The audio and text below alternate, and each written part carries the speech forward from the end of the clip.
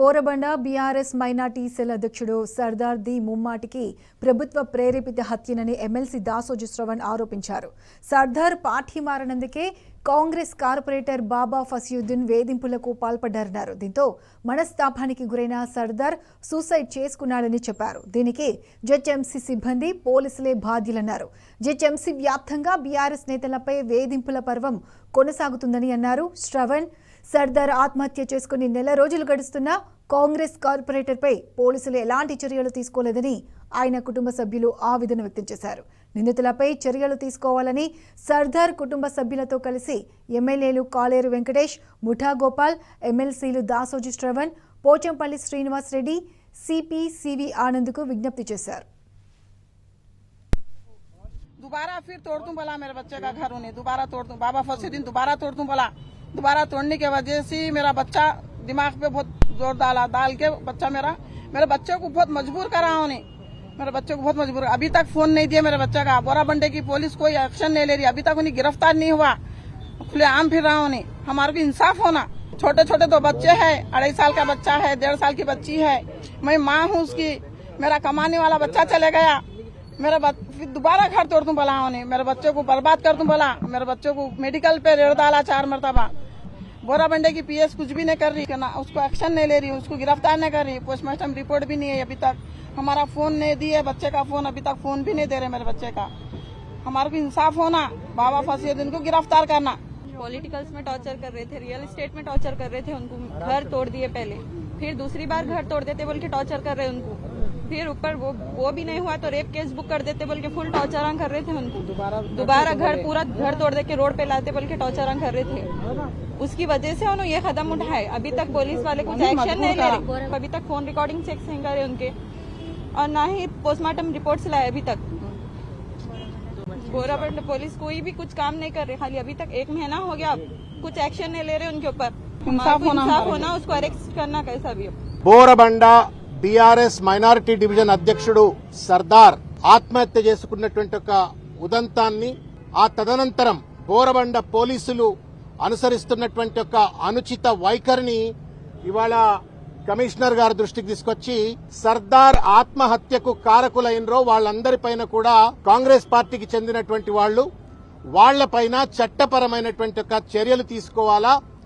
బోరబండ పోలీసులు మీనమేషాలు లెక్కబెడుతూ అసలైనటువంటి ఒక నిందితులను పట్టుకోకుండా ఇవాళ తాత్సారం చేస్తా ఉన్నారు అని చెప్పని ఇవాళ కమిషనర్ గారి దృష్టికి తీసుకెళ్లినాము. ఇది ఆత్మహత్య కాదు, ప్రేరేపిత హత్య. ఇది జూబ్లీ హిల్స్ లో బీఆర్ఎస్ ను బలహీనపరచాలనేటువంటి ఒక కుట్రతోటి సర్దార్ పార్టీ మారు బోరబండ డివిజన్ లో ఉన్నటువంటి ఒక బీఆర్ఎస్ పార్టీ నాయకుల పైన పెద్ద ఎత్తున ఒక దాష్టికానికి, దమనకాండకు ఇవాళ కొంతమంది కాంగ్రెస్ పార్టీకి చెందినటువంటి నాయకులు పాల్పడుతూ, ఆ పాల్పడ్డటువంటి ఒక పర్యవసానమే మానసిక ఒత్తిడికి లోనై సర్దార్ ఆత్మహత్య చేసుకున్నాడు. ఇది ముమ్మాటికి కూడా ప్రభుత్వ హత్య, జీహెచ్ఎంసీ వాళ్ల హత్య. 150 మంది పోలీసులు వచ్చి ఎవరైతే ఆ ఇళ్లు కూలుస్తుంటే ప్రేక్షక పాత్ర పోషించిండ్రో, కూల్చడానికి మద్దతు తెలిపినరో వాళ్ళందరూ కలిసి సర్దార్ ను హత్య చేసినట్టుగానే మేము భావిస్తా ఉన్నాం. గ్రేటర్ హైదరాబాద్ మొత్తంలో ఇదే తతంగం కనబడతా ఉంది. జీహెచ్ఎంసీలతోటి నోటీసులు ఇప్పియాలా, నోటీసులు కనుక విత్డ్రా కావాలంటే పార్టీలు మారాలా, లేకపోయినట్టయితే మేము ఇండ్లు కూల్చివేస్తామని చెప్పని ఒక కొత్త డ్రామా ఇవాళ కాంగ్రెస్ పార్టీకి సంబంధించిన నాయకులు చేపడతా ఉన్నారు. ఈ చిల్లర ప్రయత్నాల వల్ల బీఆర్ఎస్ ను బలహీనపరచలేని విషయాన్ని కూడా దయచేసి వాళ్ళు తెలుసుకోవాలా. ఖాస్ తౌర్ సే సర్దార్ ఫ్యామిలీకి బీఆర్ఎస్ పార్టీ అండగా ఉంటది. సర్దార్ కు న్యాయం జరిగే వరకు, నిందితులను పట్టుకునేంత వరకు బీఆర్ఎస్ పార్టీ పెద్ద ఎత్తున పోరాటం చేస్తుంది. కాంగ్రెస్ ఎమ్మెల్యే ప్రేమ్ సాగర్ రావు అరాచకాలు రోజురోజుకు మితిమీరుతున్నాయని బీఆర్ఎస్ అధ్యక్షులు గెల్లు శ్రీనివాస్ యాదవ్ మండిపడుతున్నారు.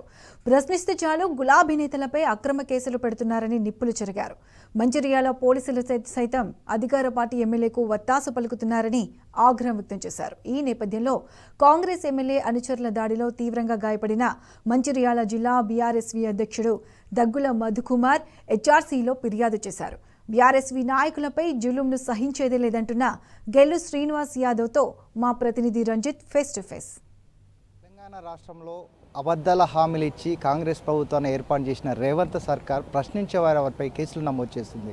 మంచిర్యాల జిల్లాలో మధుకుమార్ అనే బీఆర్ఎస్ సోషల్ మీడియాలో యాక్టివ్ ఉండే ఒక వ్యక్తి సోషల్ మీడియాలో కావచ్చు, దాంతో పాటుగా ప్రభుత్వాన్ని ప్రశ్నిస్తుంటే అతన్ని ఒకవైపు వేధింపులకు గురి చేస్తూ మరోవైపు కూడా దాడులు చేసి కూడా చేసిన సందర్భం ఉంది. దానితో పాటుగా కేసులను కూడా నమోదు చేసి అంటే దాడి చేస్తూ దానిపైన కూడా మళ్ళీ కేసులు చేసిన పరిస్థితులు ఉన్నాయి.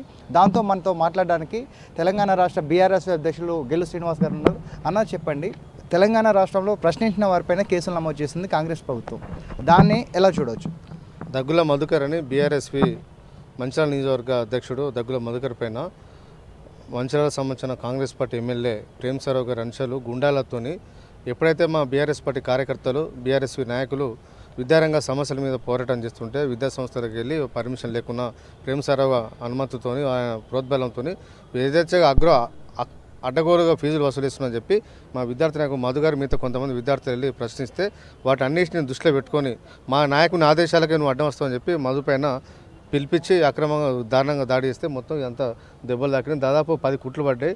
మంచిర్యాల హాస్పిటల్లో జాయిన్ చేయడం జరిగింది. అయినా కూడా పోలీసులు దెబ్బ తగిలిన వ్యక్తిని విడిచిపెట్టి ఎవరైతే పుట్టిన వాళ్ళను కాపాడే ప్రయత్నాన్ని ఇవాళ మంచిర్యాల జిల్లా పోలీసులు చేస్తూ ఉన్నారు. ఎవరైతే ఇక్కడ వీరికి ఈయనే దెబ్బలు పడతారు, మధు దెబ్బలు పడతారు, మళ్ళీ మధువినే అక్రమంగా మంచిర్యాల జిల్లా పోలీసులు కేసు నమోదు చేయడం జరిగింది. అదేవిధంగా వీరిపైన మా విచిత్ర గారు బీఆర్ఎస్ పార్టీ సీనియర్ నాయకుడు మంచిర్యాల నియోజకవర్గం వారి ఆధ్వర్యంలో వీరికి మద్దతుకు వెళ్ళినందుకు వారి మీద కూడా వాళ్ళ కార్యకర్తల మీద ఒక 30 మంది మీద అక్రమంగా కేసులు పెట్టారు. అంటే మద్దతుగా వేయనందుకు కూడా దెబ్బ తాకిన వ్యక్తికి మద్దతుగా వేయనందుకు ఇతను కూడా కేసులు పెట్టి చాలా దుర్మార్గం. కాంగ్రెస్ ప్రభుత్వంలో రేవంత్ రెడ్డి ఆధ్వర్యంలో ఇవాళ అడ్డగోలు హామీలు ఇచ్చి ఇవాళ మర్చిపోయినందుకు ప్రశ్నించినందుకే ఇవాళ మా కార్యకర్తల మీద దాడి చేయడాన్ని మేము బీఆర్ఎస్ నుంచి తీవ్రంగా ఖండిస్తున్నాం. ఇప్పటికైనా ప్రేమ్సారావు గారు మీరు మీ నాయకులను అనుచరులను దగ్గర పెట్టుకోకపోతే మాత్రం రాబోయే రోజులలో ఘోరంగా పనిష్మెంట్ ఉంటుంది. ఎందుకంటే మేము ఊకం పోరాటం ఖచ్చితంగా చేస్తాం. మీరు ఎన్ని భయభ్రాంతకు గురి చేసినా, ఎన్ని అక్రమ కేసులు పెట్టినా, ఎంతమంది మీద దాడి చేసినా కూడా బీఆర్ఎస్ నాయకులు ఎవరు భయపడరు. ఖచ్చితంగా కాంగ్రెస్ ప్రభుత్వం మెడలు వంచడానికి మా బీఆర్ఎస్ పార్టీ కార్యకర్తలు ఇప్పుడు సిద్ధంగా ఉంటారు. కాబట్టి ఇప్పటికైనా ప్రేమ్సారావు గారు మీ అనుచరులను దగ్గర పెట్టుకోండి. అధికారం ఉందని చెప్పి అధికార మతంతో మా నాయకుల మీద దాడి చేస్తామని చూస్తాం మాత్రం ఊరుకోం. మంచిర్యాలలో మీ పప్పులు ఎడుకోవి, మీ ఆటలు నడవని చెప్పి ఇవాళ ప్రేమ్సారావు గారు హెచ్చరిస్తూ ఉన్నాం. ఆ రోజు వచ్చేసి అంటే మీరు సోషల్ మీడియాలో యాక్టివ్ ఉన్నందుకు వచ్చేసి మీ పైన దాడి జరిగిందా? దానికి గల కారణాలు ఏంటి? 19 తారీఖు రోజు నైటు ఆ రోజు సుమారు 7:15కి నన్ను ఒక దగ్గరికి రమ్మని చెప్పేసి మాజీ మున్సిపల్ చైర్మన్ సుర్మిల వేణు అనే వ్యక్తి రమ్మని చెప్పేసి నేను రాను, అక్కడికి ఒక ప్రాంతానికి వెళ్ళాలి, ఒకసారి రమ్మని అంటే నేను రాను అనగా కూడా బలవంతంగా నన్ను కారెక్కించుకొని తీసుకువెళ్ళి నా మీద దాడి చేయడం జరిగింది. సుమారుగా 10 మంది నా మీద దాడి చేయడం వల్ల, బలమైన రాడుతో నా తల కొట్టడం వల్ల 10 కుట్లు నాకు పడడం జరిగింది. చాలా ఇంజూర్ జరిగింది. మంచిర్యాల నియోజకవర్గంలో ఇప్పటికీ నాలాంటి యువకులపైన చాలామంది మీద దాడులు చేస్తున్నారు. అసలు ఎందుకు చేస్తున్నారు, ఏమిటి చేస్తున్నారు? నిమ్మకు నీరెత్తినట్టు పోలీస్ వ్యవస్థ అక్కడ ఉంటుంది. మళ్ళీ మమ్మల్నే కొట్టడం, మా మీద రిటర్న్ మళ్ళీ కేసులు కావడం. అసలు ఏం జరుగుతుంది ఈ తెలంగాణ రాష్ట్రంలో? అసలు మా మంచిర్యాల జిల్లాలో అసలు ఏం జరుగుతున్న వ్యవస్థ ఇప్పటికీ అర్థం కావట్లేదు. నాకు మంచిర్యాల ఎమ్మెల్యే ప్రేమ్సారావు గారు వారి అనుచరులతో నాకు ప్రాణహాని ఉంది. నా కుటుంబానికి నా ప్రొడక్షన్ కల్పించాలి. అందుకే స్థానికంగా ఉన్న ఇక్కడ హైదరాబాద్ ఉన్న హెచ్ఆర్సీ దగ్గరికి కూడా వచ్చి మేము కంప్లైంట్ చేయడం జరిగింది. మా గెల్లు అన్నగారి ఆదేశాల మేరకు ఆధ్వర్యంలో ఈరోజు విజిత్ అన్నగారి ఆధ్వర్యంలో, మా గౌరవ నడిపల్లి దివాకర్ గారి ఆధ్వర్యంలో, కొప్పలీశ్వర్ సార్ గారి ఆధ్వర్యంలో ఈరోజు హెచ్ఆర్సీకి వచ్చి మానవ హక్కుల రాష్ట్ర ఇక్కడ కమిషన్ గారికి వచ్చి మా వినతి పత్రం ఇవ్వడం జరిగింది. నాకు ప్రాణహాని ఉంది. ఇప్పటికైనా ఎప్పటికైనా నన్ను వాళ్ళు ఏదో ఒకటి వాళ్ళు చంపుదామనే ప్రయత్నమే చేస్తున్నారు. ఇది 2వ అటెంప్ట్. నాకు దయచేసి నాకు పోలీస్ వ్యవస్థ అనుకోండి, అక్కడ ఉన్న ఏదైనా యంత్రాంగం అనుకున్న ప్రొడక్షన్ కల్పించాలని కోరుకుంటున్నాను. సోషల్ మీడియాలో కావచ్చు, స్కూల్కు సంబంధించిన ఫీజు రియంబర్డ్ కావచ్చు, కాలేజీకి సంబంధించిన స్కూల్ పెంపులు అంటే కాలేజీ ఫీజుల యొక్క పెంపుల గురించి ప్రశ్నించినందుకు ప్రేమ్సాగర్ యొక్క వ్యక్తులు వచ్చేసి దెబ్బలు కొట్టి కూడా చూసిన సందర్భాలు కనబడుతున్నాయి. దాన్ని పోలీస్ స్టేషన్కి వెళ్తే కూడా ఇరు వర్గాలపై కేసు పెట్టడం, ఎవరైతే గాయపడిన వారికి కూడా తిరిగి కేసు పెట్టిన సందర్భాలు అనేది పోలీసులు చేస్తున్నారు. కాబట్టే తెలంగాణ రాష్ట్రంలో ఇలాంటి అన్యాయాలు జరుగుతున్నాయని చెప్పేసి హ్యూమన్ రైట్స్ కమిషన్ ఆశ్రయించారని చెప్తున్నారు. ఖచ్చితంగా కూడా ఇదే విధంగా కాంగ్రెస్ ప్రభుత్వం చేస్తుంది. దానిపైన న్యాయం చేయాలని కూడా, న్యాయ పోరాటం చేయాలని కూడా గెల్లు శ్రీనివాసరావు కావచ్చు వాళ్ళందరూ కూడా వచ్చిన పరిస్థితులు కనబడుతున్నాయి. కెమెరామెన్ అరవింద్తో Ranjith, T News, Hyderabad. CM Revanth పై నిప్పులు చెరిగారు మాజీ మంత్రి హరీష్ రావు. అబద్ధాలకు బ్రాండ్ అంబాసిడర్ రేవంత్ అని దుయ్యబట్టారు. రేవంత్ కు మాటలు ఎక్కువ, చేతులు తక్కువ అని మండిపడ్డారు. 18 నెలల పాలన చూశాక కాంగ్రెస్ అంటే ఏంటో ప్రజలకు అర్థమైందన్నారు. ప్రజలంతా మళ్లీ కేసీఆర్ రావాలని కోరుకుంటున్నారని స్పష్టం చేశారు. స్థానిక ఎన్నికల్లో గులాబీ జెండాను రెపరెపలాడించి సత్తా చాటాలని విజ్ఞప్తి చేశారు. ఈ మేరకు సంగారెడ్డి జిల్లాలో బీఆర్ఎస్లోకి పెద్ద ఎత్తున చేరికలు జరిగాయి. పలు పార్టీలకు చెందిన నేతలను పార్టీలోకి సాదరంగా ఆహ్వానించారు హరీష్ రావు. మళ్ళీ కేసీఆర్ రావాలి అని ముక్త కంఠంతో కోరుతా ఉన్నాం. 18 నెలల పాలనలో కాంగ్రెస్ పార్టీ అంటే ఏంటో ప్రజలకు అర్థమైపోయింది. ఈ రేవంత్ రెడ్డి పుణ్యమాని మళ్ళా 10 ఏళ్ల దాకా కాంగ్రెస్ పార్టీ ఇతను కూడా ఒకటి చేసింది. ఎందుకంటే అబద్ధాలకు బ్రాండ్ అంబాసిడర్ రేవంత్ రెడ్డి. రేవంత్ రెడ్డికి మహేష్ కుమార్ గౌడ్ కూడా పోటీ పడుతుంది. అబద్ధాలు ఎక్కువ ఆడితే ముఖ్యమంత్రి అయ్యాడు రేవంత్ రెడ్డి. నేను కూడా ఎక్కువ తక్కువ అబద్ధాలు ఆడితే నేనేమన్నా మంత్రి కాకపోతున్నా అని మహేష్ కుమార్ గౌడ్ కూడా పిసిసి అధ్యక్షుడు ఇండియాలో అబద్ధాలు ఆడడంలో రేవంత్తో పోటీ పడతాం. ఇలా కాంగ్రెస్ 18 నెలల్లో ఉద్ధరించినామని చెప్తుంది. ఏం ఉద్ధరించింది? కేసీఆర్ కిట్ బంద్ పెట్టింది, ఫీజు రియంబర్స్మెంట్ బంద్ పెట్టింది, బతుకమ్మ చీరలు బంద్ పెట్టింది. కేసీఆర్ ఊరూరికి ట్రాక్టర్ కొనిస్తే డీజిల్ పోయడానికి పైసలు లేక ట్రాక్టర్లు మూలకు పెట్టింది. ఊర్లలో బుగ్గలు కాకపోతే బుగ్గలేక ఊర్లను అంధాకారం చీకటిమయం చేసింది. మీరు ఉద్ధరించింది ఏమిటండి? కొత్తగా చేసింది ఏమైనా ఉన్నదా? మాటలు ఎక్కువ, చేతులు తక్కువ. నువ్వు రైతు బంధు చేసామని ఇండియాలో సంకల్పం దుక్కుంటావు. 2 సార్లు ఎక్కువ కదా. పోయిన వానకాలం రైతు బంధు ఎక్కువ, పోయిన యాసంగి రైతు బంధు ఎక్కువ. ముందు చెంపలు వేసుకొని ముక్కు నేలకు రాయి. 2 పంటలు రైతు బంధు ఎక్కువట్టినాము, తప్పైంది, ఇక ఈ తాప ఇచ్చినామని ముందు ముక్కు నేలకు రాయి. ఇంకేదో సిక్కు లేకుండా ఏ పొగ పెట్టుకొని సంబరాలు చేస్తున్నారో నాకైతే అర్థమైంది. రైతు బంధు సృష్టికర్త కేసీఆర్. రైతు బంధు అనే దాన్ని ఈ దేశంలో పుట్టించినోడు, ఈ దేశానికి ఆదర్శంగా నిలిపిన నాయకుడు కేసీఆర్. దాదాపు 80,000 కోట్ల రూపాయలు రైతు బంధు మీ లెక్క మేము సంబరాలు చేయలే, మీ లెక్క మేము పెద్ద దాన్ని చేయలేదు. ఎక్కడ మీరు ఇయ్యక 2 సార్లు ఎక్కువ ఇచ్చింది కనుక జనం మర్చిపోవాలని, జనం ఏమైనా యాది లేకుండా చేద్దాం, జనం మీకంటే హుషారుంటారు.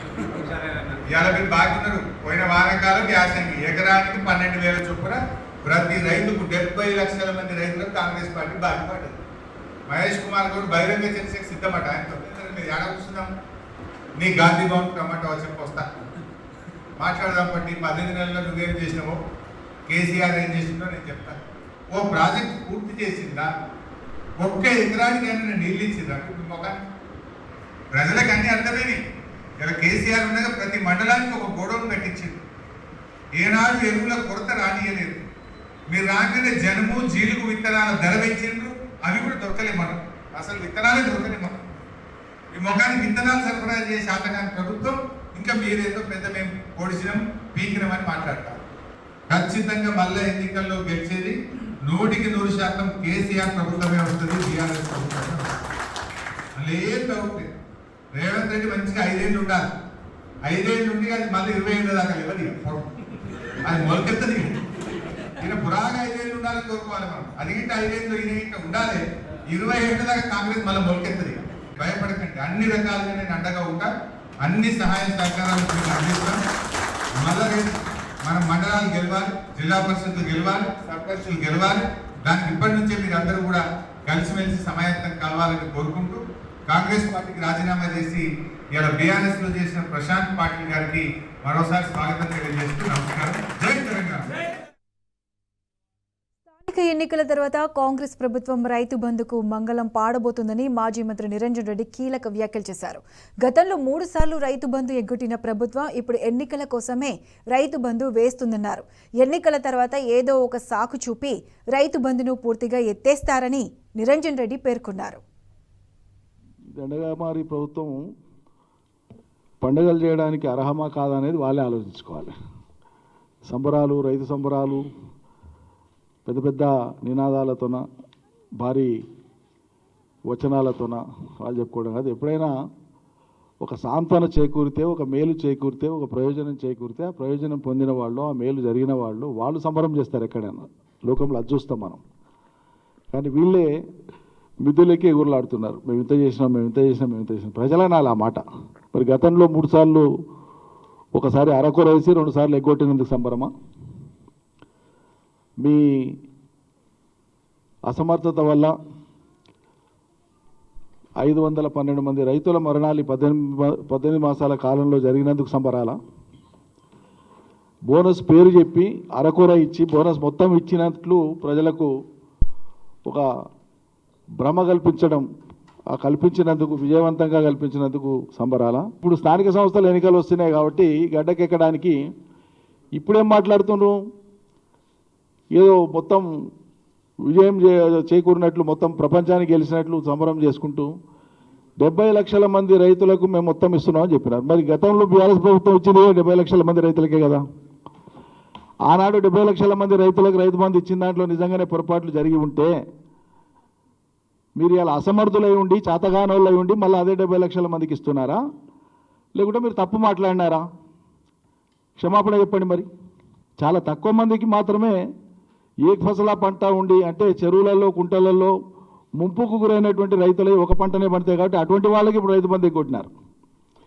రంగారెడ్డి జిల్లాలో ఉండేటువంటి 9 మండలాలకు ఎగ్గొట్టినారు. రేపు ఈ స్థానిక సంస్థల ఎన్నికలు ముగిసినాక ఇది ఎన్నికల స్టంట్ కాదు, ఎన్నికల కోసం మాత్రమే కాదు అని మీ చిత్తశుద్ధి నిరూపించుకోవాలంటే సాక్షాత్ ముఖ్యమంత్రి, వ్యవసాయ మంత్రి, ఆర్థిక మంత్రి ముగ్గురు కలిసి తెలంగాణ ప్రజలకు ఒక బహిరంగ ప్రకటన ఇవ్వండి.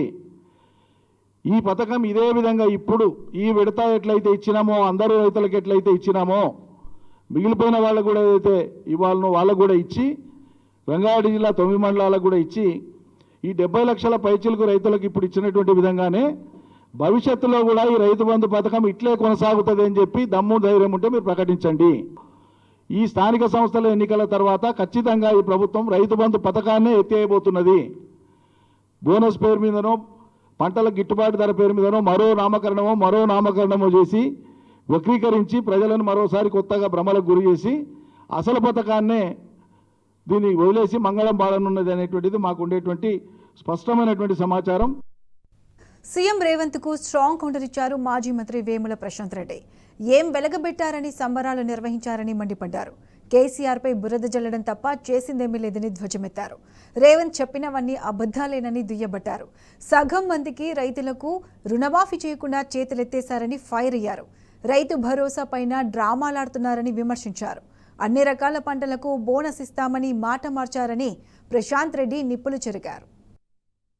రేవంత్ రెడ్డి ముఖ్యమంత్రి స్థానంలో ఉండి కూడా రోజు మూర్ఖంగా మతి భ్రమించి మాట్లాడి తన పరువు తానే తీసుకుంటా ఉన్నాడు. రైతుల్ని నమ్మించి మోసం చేసి నిన్న రైతు సంబరాల పేరు మీద ఒక నాటకం ఆడినరు. ఆ నాటకంలో కూడా మళ్ళీ అదే అలవాటు కేసీఆర్ గారి మీద, హరీష్ రావు గారి మీద, కేటీఆర్ గారి మీద ఆ బురద మాటలు మాట్లాడు తప్పిస్తే, ఆ బురద మాటలు మాట్లాడి ఆయన సంస్కార లేమిని ప్రదర్శించుకున్నాడు తప్పిస్తే ఇంకోటి కాదు.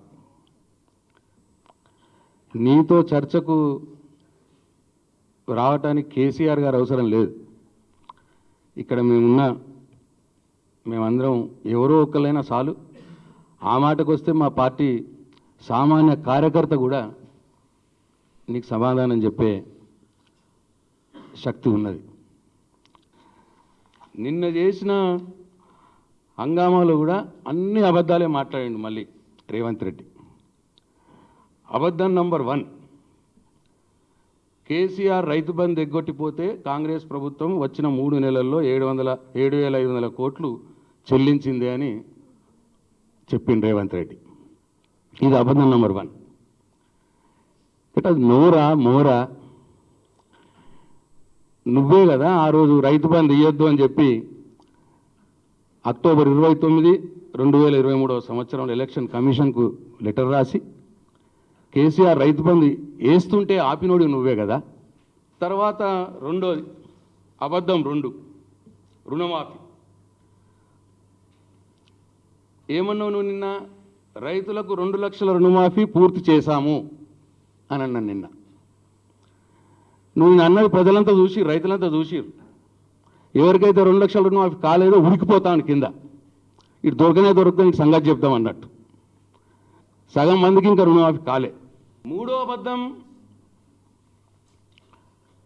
అన్ని రకాల వడ్లకు బోనస్ ఇస్తా అన్నావు అప్పుడు. ఇప్పుడు నిన్నేం చెప్పినావు? సన్న వడ్లకు బోనస్ ఇచ్చి కొంటామని హామీ ఇచ్చాము, ఇవ్వడమే కాదు 48 గంటల్లో డబ్బులు వేశాం అని మళ్ళీ అబద్ధం ఆడింది. ఇది మూడో అబద్ధం. ఎన్నికలప్పుడు ఏం చెప్పినావు? అన్ని రకాల వడ్లకు 500 క్వింటాల్ బోనస్ ఇస్తాం, అన్ని పంటలకు మద్దతు ధర ఇస్తాం అని ఎన్నికలప్పుడు చెప్పినావు. నీ రైతు డిక్లరేషన్లో పెట్టినావు. తర్వాత సన్నాలకే ఇస్తామని మాట మార్చినావు. మళ్ళా కొన్ని సన్నాలకు ఇచ్చినామని మాట మార్చినా కానీ ఇవాళ రైతులు నీ మాట నమ్ముతున్నారా అంటే అది లేదు. సీఎం రేవంత్ పై ఫైర్ అయ్యారు శాసన మండలి ప్రతిపక్ష నేత మధుసూదనాచారి. సీఎం రేవంత్ కు పాలన చేతగాక బీఆర్ఎస్ పై బురద జల్లుతున్నాడని మండిపడ్డారు. రేవంత్ కు దమ్ముంటే ఫిరాయింపు ఎమ్మెల్యేలతో రాజీనామా చేయించి ఎన్నికలకు వెళ్లాలని సవాల్ విసిరారు. పార్టీలు ఫిరాయించడంలో రేవంత్ గోల్డ్ మెడలిస్ట్ అని చురకలంటించారు. తెలంగాణ ప్రయోజనాల కోసం రాజీ లేకుండా కొట్లాడే పార్టీ బీఆర్ఎస్ఏనని తేల్చి చెప్పారు మధుసూదనాచారి. ముఖ్యమంత్రి గారు సిగమూగుతూ మాట్లాడినటువంటి మాటల్ని తీవ్రంగా ఖండిస్తూ ఉన్నాం. వారి మాటలు దయ్యాలు వేదాలు వల్లించినట్లున్నాయి. ఉరిదీయాలన్నట. ఎవరిని ఉరిదీయాలే? తెలంగాణకు ద్రోహం చేసిన వాళ్ళనా? వద్దంటే కలిపిన వాళ్ళనా? తెలంగాణను సర్వనాశనం చేసిన వాళ్ళనా? తెలంగాణ రాష్ట్రం ఇవ్వమంటే వందలాది మందిని కాల్చి చంపిన వాళ్ళనా? తెలంగాణ ఇస్తామని ప్రకటించి యూటర్న్ తీసుకొని మళ్ళీ అనేక వందల మంది చనిపోవడానికి కారకులైనటువంటి వాళ్ళన? అడుగడుగున బీఆర్ఎస్ ప్రశ్నిస్తూ ఉంటే ప్రజలకు జవాబు చెప్పలేక జరుగుతున్నటువంటి మోసాన్ని కప్పిపుచ్చుకోవడానికి అనేక రకాల దుర్మార్గాలకు ఒడిగడుతూ ఉన్నది. చట్ట వ్యతిరేకంగా కార్యక్రమాల ద్వారా ఒక భయానకమైనటువంటి వాతావరణాన్ని సృష్టించేటువంటి ప్రయత్నం చేస్తూ ఉన్నది. రేవంత్ రెడ్డి గారి మాటలు విన్నాం. బీఆర్ఎస్ పార్టీ అట చచ్చిన పామట. తెలంగాణ ప్రజల ఆకాంక్షలకు, ఆవేదనకు, తెలంగాణ ప్రజల ఆత్మగౌరవానికి ప్రతీక అయినటువంటి ఈ పార్టీ తెలంగాణ ప్రజలున్నంత వరకు, జాతి ఉన్నంత వరకు తెలంగాణ ప్రజల కోసం కొట్లాడుతూనే ఉంటుంది, బతికే ఉంటుంది. ఇవాళ చచ్చిన పాము అంటున్నావు కదా. రేవంత్ రెడ్డికి మేము సవాలు విసురుతా ఉన్నాం. మా పార్టీకి సంబంధించినటువంటి ఎమ్మెల్యేలను లాక్కున్నావు కదా, నీ ప్రభుత్వంలో పదవులు ఇచ్చినావు కదా. నీకు దమ్ముంటే ఇది చచ్చిన పామో, బతికిన పామో, చంపే పామో తేలాలంటే ఆ ఎమ్మెల్యేలతోని రాజీనామా చేయించి ఎన్నికలకు రా. ఎవరు ఏందో ప్రజలు తెలుస్తారు. బీఆర్ఎస్ పార్టీ తేల్చుకోవడానికి సిద్ధంగా ఉన్నదనేటువంటి విషయాన్ని గుర్తు చేస్తూ ఉన్నాం. ఈయన పార్టీలు ఫిరాయించే స్కూల్లో, కాలేజీలో చదువుకున్న గోల్డ్ మెడలిస్ట్. పార్టీలు ఫిరాయించాలంటే దాంట్లో అందవేసిన చెయ్యి ఈ మహానుభావుడు. ఈయన నేర్చుకున్నది ఏంది? ఓటుకు నోట్లు, డబ్బు కుప్పలు, ఢిల్లీకి కప్పం కట్టడం. అంతే తప్ప ప్రజల కోణాన పనిచేసినటువంటి పరిస్థితి లేదు. 20 మాసాలు అయిపోయింది, ఇంకా 35 మాసాలు ఉన్నది. 5 మాసాలు ఎట్లాగో ఎన్నికలుగా పోతాయి. ఇచ్చినటువంటి హామీల్ని అమలు చేయగలుగుతావా? అమలు చేయలేవు. కాబట్టి నోటికి వచ్చినట్టు మాట్లాడడం ద్వారా, ఎదుటోళ్ళ మీద బురద చల్లడం ద్వారా, నీలాప నిందల ద్వారా పబ్బం గడుపుకునేటువంటి దిగజారుడు రాజకీయానికి పాల్పడతా ఉన్నావు. కేసీఆర్ తెలంగాణ తేకుంటే రేవంత్ సీఎం అయ్యేవాడు కాదని మరోసారి గుర్తు చేశారు మాజీ మంత్రి శ్రీనివాస్ గౌడ్. కేసీఆర్పై బురద జల్లడం తప్ప సీఎం రేవంత్ చేసిందేంటని నిలదీశారు. బీసీ డిక్లరేషన్లో ఏ ఒక్కటి కూడా అమలు చేయలేదని దుయ్యబట్టారు. బీసీ రిజర్వేషన్లపై హడావిడి తప్ప చేతల్లో ఏమీ లేదని ఫైర్ అయ్యారు. బీసీల రిజర్వేషన్లపై కాంగ్రెస్కు చిత్తశుద్ధి లేదని నిప్పులు చెరిగారు. కేసీఆర్ గారు తెలంగాణ తేకుంటే వీళ్ళు ముఖ్యమంత్రి అయ్యేవాళ్ళు గారు, జాతీయ పార్టీకి అధ్యక్షులు అయ్యేవాళ్ళు గారు. వీళ్ళు అనేక సందర్భాల్లో కేసీఆర్ గారి వల్లనే తెలంగాణ వచ్చింది, అందరిని ఐక్యం చేసింది కేసీఆర్ అనేక మీడియా సమావేశాల్లో మాట్లాడారు. కానీ ఇవాళ కేసీఆర్ గారిని తిట్టడం తప్ప, కేసీఆర్ గారిని బదనాం చేయడం తప్ప ఎలాంటి స్కీమ్ లేదు. నేను ఒక మంత్రి మాట్లాడుతూ దేశానికి తెలంగాణ పథకాలు ఆదర్శంగా నిలిచినవి అన్నారు. తెలంగాణ స్కీమ్లన్నీ ఆదర్శంగా నిలిచినవి. మరి ఏం స్కీమ్లు? కేసీఆర్ గారు పెట్టిన స్కీమ్లే కదా. రైతు బంధు కావచ్చు, ఇంటింటికి నల్ల కావచ్చు, ఆరోగ్య అన్ని స్కీమ్స్ మీవేమున్నాయి? మీ స్కీమ్సా? హైడ్రా స్కీమ్ నుంచి దేశానికి ఆదర్శంగా అయిందా? గొర్రెలకు 3 లక్షల రూపాయలు అకౌంట్లు వేస్తామని ఎగ్గొట్టింది ఆ స్కీమ్ ఏమన్నా మీకు ఆదర్శంగా అయిందా? ఎన్నో హామీలు ఇచ్చారు కదా, ఏ ఒక్క హామీ నెరవేర్చినందుకు అది దేశానికి ఆదర్శంగా అయిందా? అబద్ధపు గ్యారంటీలతో ఎక్కడ లేనటువంటిది ఈ దేశంలో మొట్టమొదటిసారిగా ఫస్ట్ కర్ణాటకలో గ్యారంటీల పేరు మీద అధికారంలోకి వచ్చింది. ఏ గ్యారంటీ లేదు, ఏం లేదు. అక్కడ కర్ణాటక దివాలా తీసింది. సేమ్ పక్కన ఉన్నటువంటి తెలంగాణకు కూడా గ్యారంటీలని బాండ్ పేపర్ల మీద సంతకాలు పెట్టి ఎప్పుడు ఎప్పుడు కూడా బాండ్ పేపర్ల మీద సంతకాలు పెట్టి గ్యారంటీలు అని చెప్పి ఒక్కొక్క గ్యారంటీ ఒకరు సిద్ధరామయ్య ఒక గ్యారంటీ, రాహుల్ గాంధీ ఒక గ్యారంటీ, సోనియా గాంధీ ఒక, ప్రియాంక గాంధీ ఖర్గే ఒక గ్యారంటీ. దేశంలో ఉన్నటోళ్ళందరినీ పట్టుకొచ్చి పెద్ద పెద్దలను పట్టుకొచ్చి ఒక గ్యారంటీలను డిక్లరేషన్స్ను అమలు చేస్తామని చెప్పి ఇవాళ అధికారంలోకి వచ్చి ఏ ఒక్క హామీ నెరవేర్చకపోగా ఇంకా మోసం చేస్తున్నారు. ప్రధానమైనటువంటిది బీసీ డిక్లరేషన్. సిద్ధరామయ్య గారు వచ్చి బీసీ డిక్లరేషన్ ఇచ్చిండు, చాలా ఉన్నాయి అందులో, ఏ ఒక్కటి అమలు కాలేదు. కోర్టుకి ఇచ్చినటువంటి దానిలో ఎక్కడ కూడా బీసీ రిజర్వేషన్ ఇస్తున్నామని చెప్పలే, ఓరల్గా చెప్పింది తప్ప. ఇందులో కేవలం ఏం చెప్పిన దానిలో ఎలక్షన్ గురించి స్కూళ్ళు కాలేజీలు డబ్బులు ఉన్నాయో చూసుకోవాలి, రకరకాలుగా ఇవన్నీ ప్రభుత్వం నుంచి చెప్పింది. కానీ రిజర్వేషన్ గురించి మీరు ఏం చర్యలు చేపట్టినామని మాత్రం ఎక్కర్లేదు. దీనిలో రిజర్వేషన్ ఇస్తామని చెప్పిర్రు, మరి 30 రోజులు మీరు అడిగినరు కదా, 30 రోజుల్లో ఏం చేయదలుచుకున్నారు? అఖిలపక్షాన్ని ఎప్పుడు తీసుకెళ్తారు? ప్రధానమంత్రి మీరు ఎప్పుడు కలుస్తారు? వచ్చే పార్లమెంట్ సమావేశాలు బిల్లు పెట్టి సవరణ చేస్తారా? తమిళనాడులో జయలలిత గారు ఎట్లయితే చేసిండ్రో ఆ తరహా మీద ఏమన్నా రోడ్ మ్యాప్ ఉందా? అక్కడ అన్ని పార్టీలను పిలిపించి ఐక్యం చేసి రిజర్వేషన్ అమలు చేసింది. ఇక్కడ ఏం చేయకపోగా ఉట్టి హడావుడి చేసి జనం దృష్టిలో మేము చేస్తున్నామని చెప్పి హడావుడి తప్ప ఏం లేదు. కేవలం కేసీఆర్ గారిని తిట్టడం తప్ప ఏం లేదు. ఇవి bulletin updates. Keep watching tea news.